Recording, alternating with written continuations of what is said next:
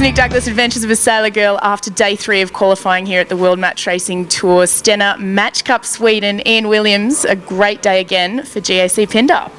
Yeah, it's been a great start for Team GAC Pindar. We're 10-0. So obviously we're definitely in the quarterfinals, and I think we need one more win just to secure winning the round robin, and that'll give us our pick of opponents in the quarterfinals.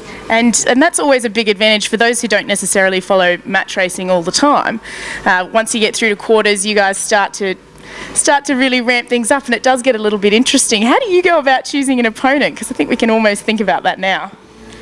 Oh, we just tend to go on a gut feel. Somebody we feel that we'll be strong against. I normally say that the pick is an advantage in the quarterfinals. There's often an opponent that maybe is a little weaker. Often I think it's actually a disadvantage when you get to the semi-finals, because everybody's always strong, and there's no easy picks, and the psychological element of it is often nice to be the one being picked rather than the picker. But certainly for the quarters, we'll see who gets through tomorrow, and then start thinking about who we feel strong against. Awesome. Now, I was on board. You had a few close finishes today, but I was on board with Swinton actually for that last match, for Flight 20 Match 2, and that was a little bit exciting. Swinton actually got in front just after the pre-start, and managed to hold that lead until up the work when you came out of the left-hand corner.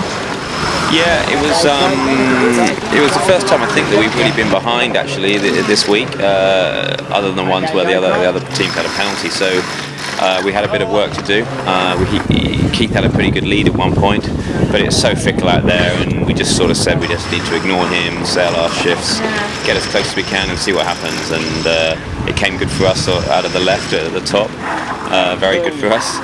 We just got ahead, and then a little bit of defending down the last run. Keith came back strong, but we just were able to get that jibe in and hold our air on the last run and get the win. So that was a nice one to get. But to be honest with you, it's really all about just getting ourselves ready now for the quarterfinals. Scores will be back to 0-0, and we'll have to start all over again. Yeah, definitely. But well done, 10-0, considering that today was not easy. It's very tricky when it's that light. I mean, how do you keep yourself in the game? I guess it's more of a head thing than a physical thing as well.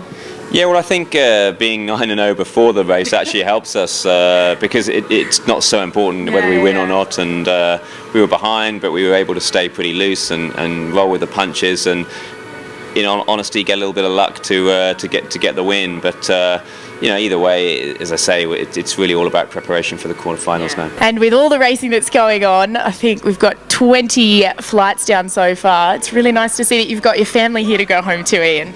Yeah, it's great to have Shireen here. She's become a bit of a match racing expert now, and it's baby Joshua's first regatta, 7 months old, and he's picking up all the tricks. All the tricks. So what's going to happen when he wants to go sailing, hey? Well, I think you probably need to ask Peter Gilmore how that works. As far as I can tell, it's retirement time for me. It's over the beaches from now on.